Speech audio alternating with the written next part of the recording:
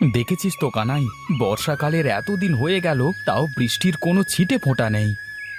হ্যাঁ রে নিতাই, এই বৃষ্টির জন্য সারা মাঠের ফসল রোদে পুড়ে নষ্ট হয়ে গেল। হ্যাঁ, বৃষ্টি বাদলা না হলে তো এই হওয়ারই কথা। দিন দিন সবার কলেই পানি ওঠা বন্ধ হয়ে যাচ্ছে।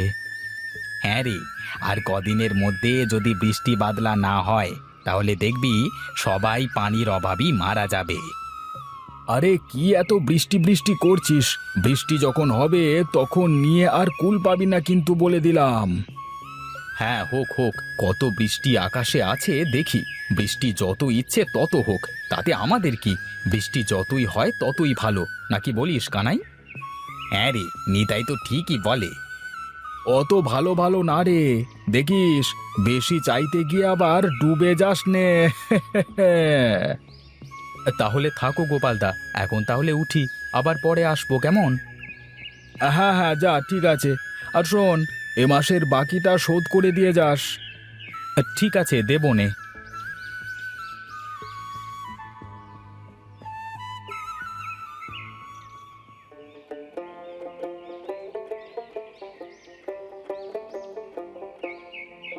কোথায় গেলে গো গিন্নি? বাড়িতে কি আছো? হ্যাঁ, আছি আছি।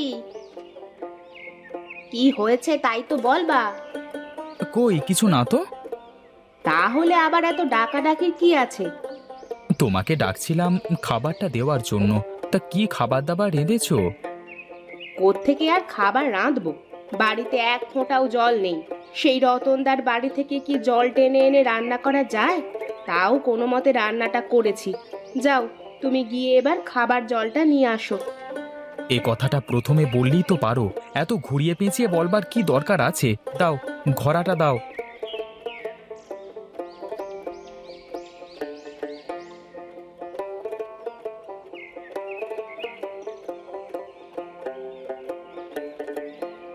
কিরে নিতাই, এখন আবার তুই পানি নিতে এসেছিস?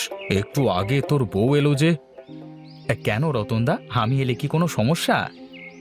না রে, কোনো সমস্যা নেই। আয় আয়, আমি ভাবছি পানি যদি অল্প কিছু টাকায় বিক্রি করা হয় তাহলে মন্দ হয় না, কি বলিস? হ্যাঁ হ্যাঁ, তা তুমি ঠিকই বলেছ। এই কলের ফ্রি পানি যদি তুমি মানুষের কাছে টাকায় বিক্রি করো তাহলে কি করে হয় বলো? তুই যাই বলিস নিতাই, আমি কাল থেকে কাউকে টাকা ছাড়া পানি দেব না। আমার কলের পানি ফ্রি কাউকে দেওয়ার মতো নেই। কাল থেকে আসলে টাকা নিয়ে আসবি। ঠিক আছে, তুমি যখন তোমার কলের পানি ফ্রি দেবে না তাহলে তো আর আমাদের টাকা দিয়ে ছাড়া উপায় নেই।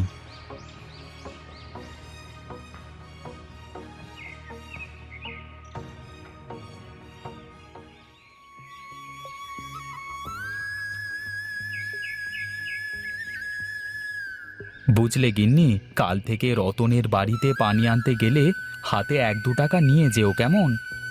কেন? টাকা নিতে হবে কেন? রতনদা একটু আগে আমাকে বলল তার কলের পানি ফ্রিতে কাউকে দেবে না সে। ও মা! রতনদা আবার কি খারাপ লোক গো! তার কল থেকে গরিব মানুষ পানি নেয়, আর সে তাদের কাছ থেকে টাকার বিনিময়ে পানি দেবে? বাদ দাও তো সব কথা, এখন দাও, ভাত দাও, খুব ক্ষুধা লেগেছে। ঠিক আছে, তুমি বসো, আমি ভাত বেড়ে আনছি।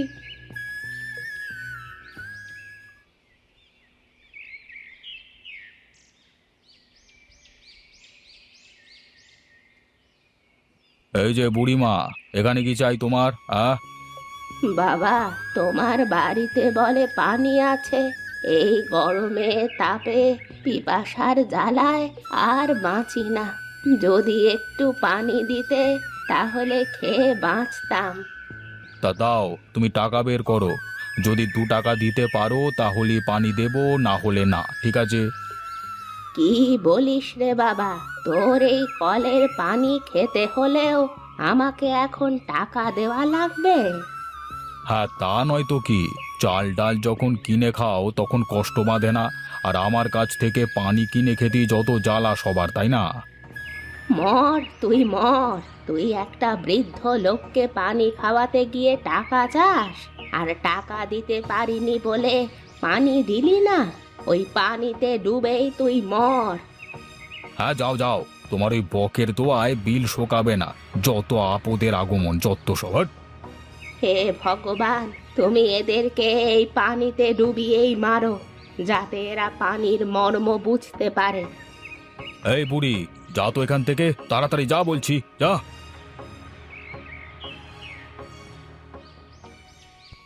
বুঝলে রতনদা, যে পরিমাণে গরম পড়েছে, এর মধ্যে পানি ছাড়া বাঁচাই দুর্লভ। আর এর মধ্যে তুমি তোমার কলের পানি বিক্রি করে খাচ্ছ হে। হ্যাঁ খাচ্ছি, তো তাতে তোদের কি সমস্যা? এখন তো বুঝতে পারছো না, সময় হোক ঠিকই বুঝতে পারবে। তা গোপালদা, আজকে কিন্তু কেমন ভ্যাপসা গরম পড়েছে দেখছো তো। হ্যাঁ রে, আমিও বুঝতে পারছি, হয়তো বৃষ্টিও হতে পারে আজ। আমারও তাই মনে হচ্ছে গো, নইলে আবার এত ভ্যাপসা গরম করবে কেন?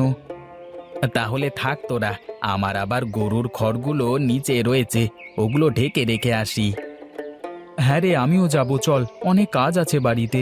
এই যে গোপালদা, ধরো তোমার বাকি 40 টাকা। এখন তাহলে আসি গো। আচ্ছা ঠিক আছে, যা তাহলে।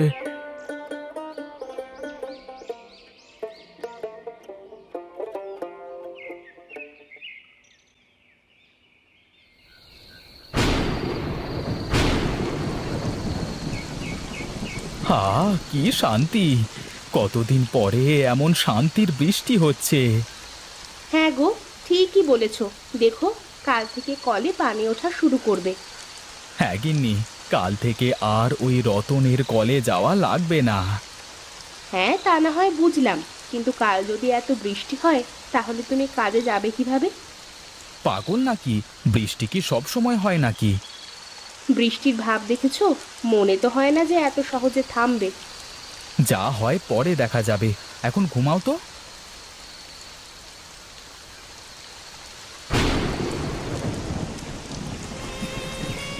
এই গিন্নি, ওঠো ওঠো, এই দেখো বৃষ্টিতে কি হয়েছে, পানিতে বারান্দা পর্যন্ত ডুবে গেছে। হ্যাঁ, কি বলো? ওমা, তাই তো! এবার আমাদের কি হবে? এই গ্রামে সবচেয়ে নিচু বাড়ি আমাদের। গ্রামে যদি বন্যা হয়, তাহলে তো সবার প্রথমে আমাদের বাড়ি ডুববে। রাম রাম রাম রাম, তার মানে ওই বুড়ির বদদোয়া লেগে গেছে আমাদের। বুড়ির বদদোয়া মানে? কাল এক বুড়ি এসেছিল পানি খেতে, টাকা না থাকায় আমি তাকে পানি খেতে দিইনি। তার জন্য যাবার পথে আমার জন্য বদদোয়া করে যায়। আমার তো এখন মনে হচ্ছে ওই বুড়ির জন্যই আমাদের এই দশা হচ্ছে। তুমিও পারো বটে, একটুখানি পানি দিলে কি এমন হতো? ওসব কথা বাদ দাও, পানি দেখো আস্তে আস্তে বারান্দা উঠছে, খাটের তলায় আসছে। এখন কি করা যায় বলো তো? আমি আর কি বলবো, তাড়াতাড়ি উঁচু রাস্তায় চলো, না হলে পরে এখান থেকে আর উঠতে পারবে না। হ্যাঁ হ্যাঁ, চলো চলো, তাড়াতাড়ি চলো।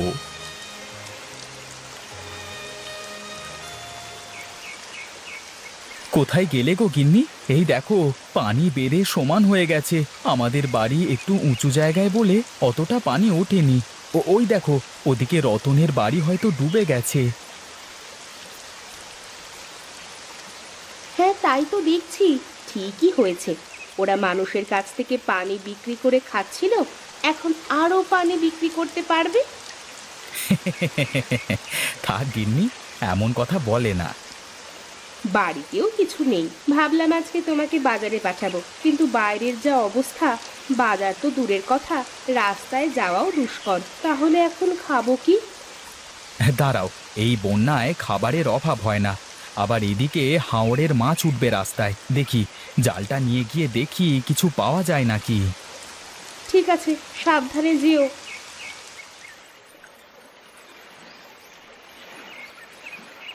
কি রে কানাই, রাস্তায় মাছ ধরতে এলি, একটা ডাকও তো দিলি না।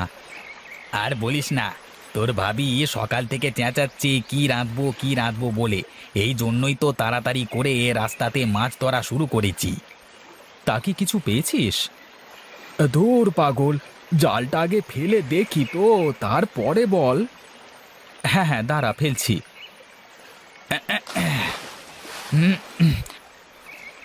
আরে বাহ, হে জাল ভরে মাছ উঠছে যে! এভাবে কক্ষেপ দিলে পারে তো হাঁড়ি ভরে যাবে। হ্যাঁ রে নিতাই, মনে হচ্ছে হাওরের সব মাছ এসে রাস্তায় জমা হয়েছে। হ্যাঁ রে, আমার হাঁড়ি প্রায় ভরে গেল। দাঁড়া, বাড়িতে এগুলো রেখে দিয়ে আসি, পরে আবার আসবো নে।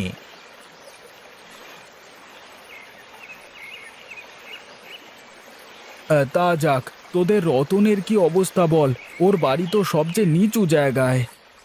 ওর কথা আর বলিস না রে, ওর বাড়ি ঘর সব ডুবে গেছে। এখন ওই জায়গায় রাস্তার কোণে দুজন বসে আছে। হ্যাঁ রে, একদম ঠিক হয়েছে ওদের। এমনটি বলতে নেই, তাও আবার না বলে থাকতে পারছি না। গরিব মানুষের কাছ থেকে পানি নিয়ে টাকা নেয়, তাহলে বল ওদের ছাড়া আর কাদের এমন হবে? আমাদের তো যাই হোক উঠান পর্যন্ত পানি উঠেছে, তাও তো আমরা রান্না বান্না করে খেতে পারছি। হ্যাঁ রে, তা তুই ঠিকই বলেছিস, ওদের অমন কাজ করাটা ঠিক হয়নি। আচ্ছা থাক তাহলে, আমার মাছ মারা শেষ, আবার পরে আসবো নে মাছ ধরতে, কেমন? ঠিক আছে, যা তাহলে, আমিও যাই, কেমন?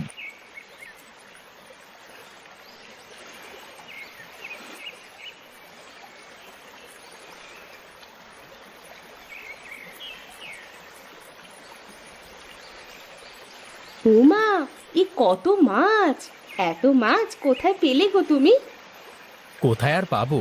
আমাদের রাস্তায় তো মানুষ মাছ মেরে হাঁড়ি ভরে ফেলছে। কি বলো, রাস্তায় মাছ ধরে?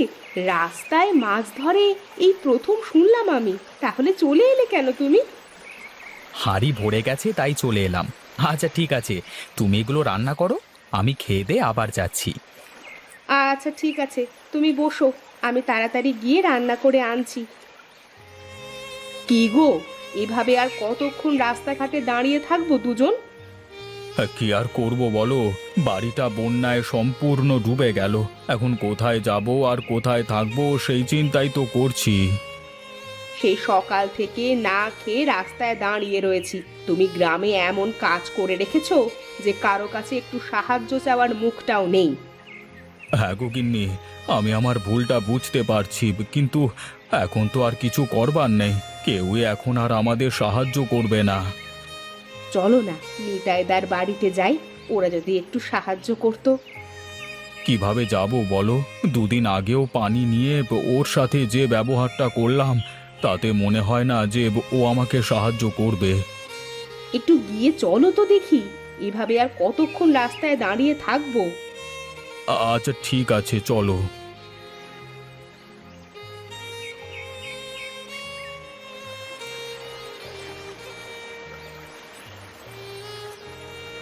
কিরে নিতাই, বসে বসে কি করিস? এই যে রতনদা, কিছু না গো, এমনিতেই বসে রয়েছি, গিন্নির সাথে বসে গল্প করছি। তা তোমরা এখানে?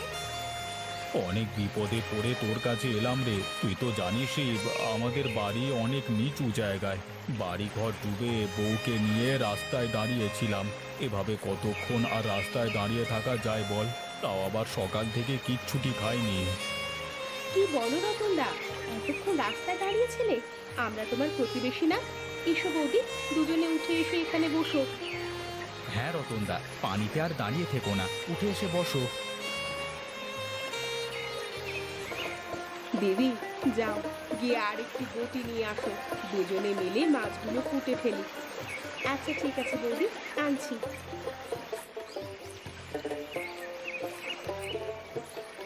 তাহলে রতনদা, দুজনে একসাথে খেয়ে দিয়ে রাস্তায় যেতে হবে মাছ ধরতে, যাবে তো? হ্যাঁ রে নিতাই, যাবো যাবো। আমি তোদের সাথে এমন ব্যবহার করবার পরেও তোরা যে আমাকে সাহায্য করবি তা আমি ভাবতেই পারিনি। আমাকে মাফ করে দিস। কি যে বলো রতনদা, কথায় আছে না, মানুষ মানুষের জন্য